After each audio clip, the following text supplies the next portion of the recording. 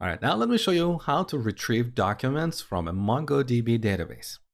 So here I'm going to create another function, async function, get courses.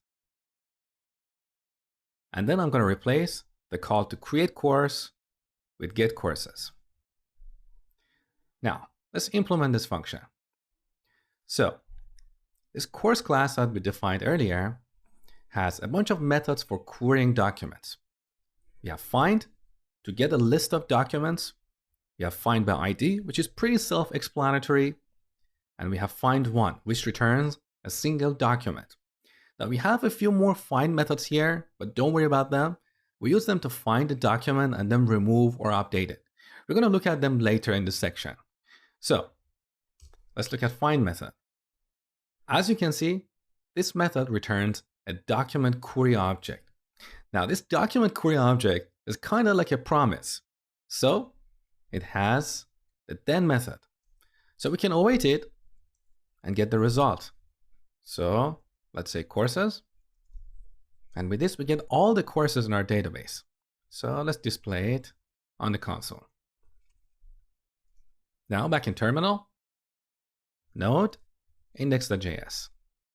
So look, we get an array with two objects. Here's our first course, that's the Node course, and here's the second course, that's the Angular course. Beautiful.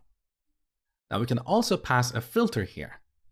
So as the first argument to the find method, we pass an object, and in this object we add one or more key value pairs for filtering.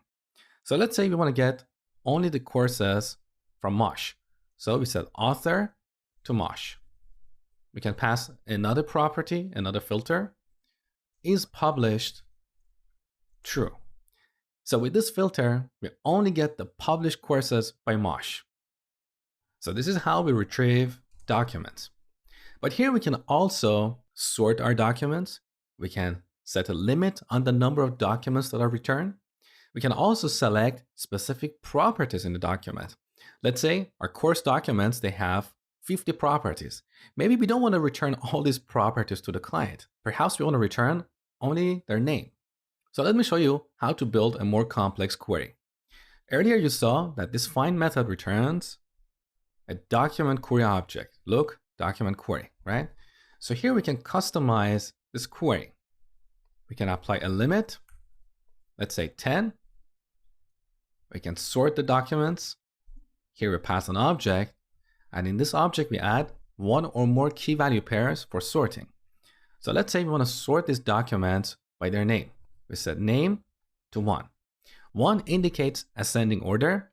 If you want to sort these documents in a descending order, you use -1. Okay? As I told you, you can have multiple key value pairs here. We also have another method, select. And with this, we can select the properties that we want to be returned. For example, let's say we only want to get the name and the tags property of each course document. So we set name to 1 and tags to 1 as well. Now let's run this application. So back in terminal, node index.js. So look, now the course objects that we get, they only have 3 properties, tags, a name. We selected these 2 properties, but also we get the underline ID property that is assigned by MongoDB by default. Also, these documents, they are sorted by their name. So Angular course comes first, even though we created this course later. So this is how we build queries. In the next lecture, I'm going to show you how to do more complex filtering.